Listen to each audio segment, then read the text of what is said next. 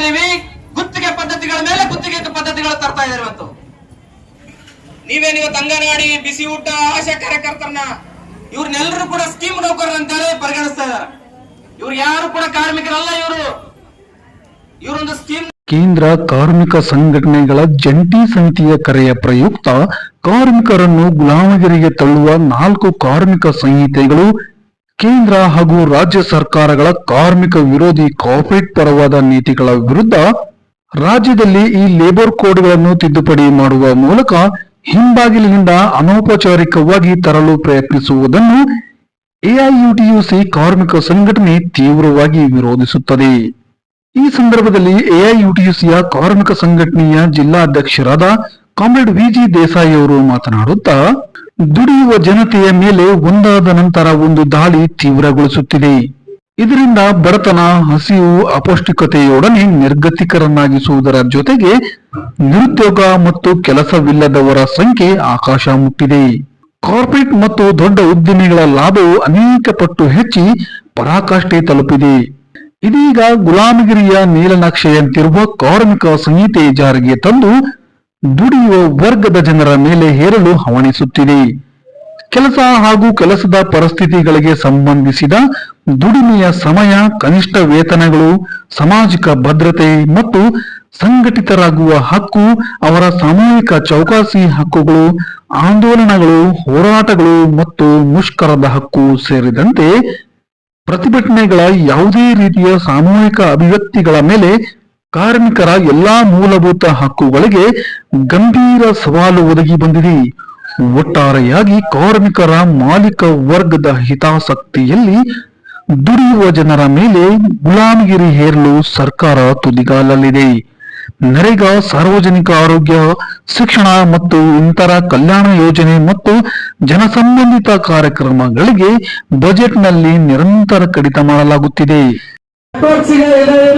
Mobile ಚೆನ್ನಾಗಿಲ್ಲ, OTP ಬರೋದಿಲ್ಲ, ಯಾರನ್ನೇ photo capture ಮಾಡಬೇಕು ಸಿಗೋದಿಲ್ಲ.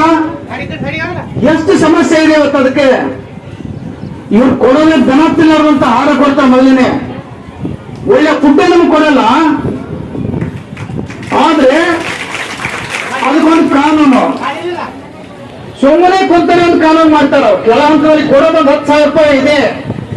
ಇವ್ರು ಲಕ್ಷ ಗಟ್ಟಲೆ ರೊಕ್ಕ ಪಗಾರ ತಗೊಳ್ತಕ್ಕಂಥವ್ರು ಕೆಲ ಹಂತದ ಕಾರ್ಮಿಕರಿಗೆ ಏನ್ ಸಮಸ್ಯೆ ಅನುಭವಿಸ್ತಾರೆ ಅಂತ ಒಂದು ನೋಡಲ್ಲ. 50 ವರ್ಷ ಆಗ್ತಾ ಇದೆ ನಮ್ಮ ಅಂಗನವಾಡಿ ಕಾರ್ಯಕರ್ತರು ಕೆಲಸ ಮಾಡ್ತಾನೆ ಇದ್ದು. ಇವ್ರು ಕಾಯಂ ನೌಕರಿ ಮಾಡಲೇ ಇಲ್ಲ ಇವತ್ತ.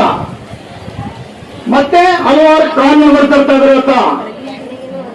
ಇದೇ ರೀತಿಯಲ್ಲಿ ತಗೊಂಡ್ರಿ ಆಶಾ ಕಾರ್ಯಕರ್ತೆಯರು ತಗೊಂಡ್ರಿ, ಅವರೊಂದು 10-15 ವರ್ಷ ದುಡಿದಿದ್ದಾರೆ.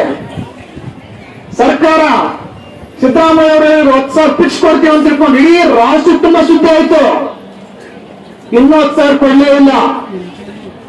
ಜೊತೆಗೆ ಅವ್ರಿಗೆ ಹೊಸ ಒಂದು ಕಾನೂನು ಏನು ಇಲ್ಲ, ಜನಸಂಖ್ಯೆ ಕಮ್ಮಿ ಅದ, 1000 ಆಸೆ ಸಾಕಾಗಲ್ಲ, 2,000 ಜನ ಕೆಲಸ ಅವರೇ ಮಾಡಬೇಕು.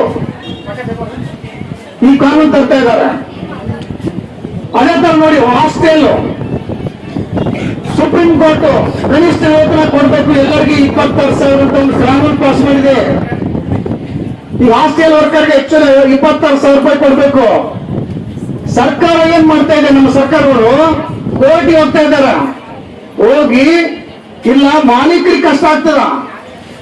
ಯಾರು ಶ್ರೀಮಂತರಿದ್ದಾರೆ, ಬಂಡವಾಳಶಾಹಿಗಳಿದ್ದಾರೆ, ವ್ಯಾಪಾರಸ್ಥರಿದ್ದಾರೆ, ಅಧಿಕಾರಿಗಳು, ಅವ್ರ ಹಿತಾನ ಕಾಪಾಡಬೇಕು. ಅವ್ರ ಅಭಿಪ್ರಾಯ ತಗೊಂಡು ನೀವು ಜಜ್ಮೆಂಟ್ ಕೊಡ್ರಿ ಅಂತ. ಅಂದ್ರೆ ಸರ್ಕಾರ ಯಾರ ಪರವಾಗಿ ಕನಿಷ್ಠ ವೇತನ ಕೊಡ್ಬೇಕಾಗಿದೆ. ಇವ್ರಿಗೆ ಕನಿಷ್ಠ ಎಲ್ಲರಿಗೂ ನಾವು ಕನಿಷ್ಠ ವೇತನ ಕೊಡ್ಬೇಕು. ಸುಪ್ರೀಂ ಕೋರ್ಟ್ ಆದೇಶ ಮಾಡಿದೆ. ಆ ಕೊಡೋದನ್ನ ತಪ್ಪಿಸೋದಕ್ಕೆ ಸರ್ಕಾರನೇ ಕೋರ್ಟ್ಗೆ ಹೋಗಿ ಯಾರು ನಮ್ಮ ದುಡಿಸ್ತಾರೆ ಅವ್ರ ಪರವಾಗಿ ಕೆಲಸ ಮಾಡ್ತಾ ಇದೆ. ಇದು ನಮ್ಮ ನೀತಿಗಳು.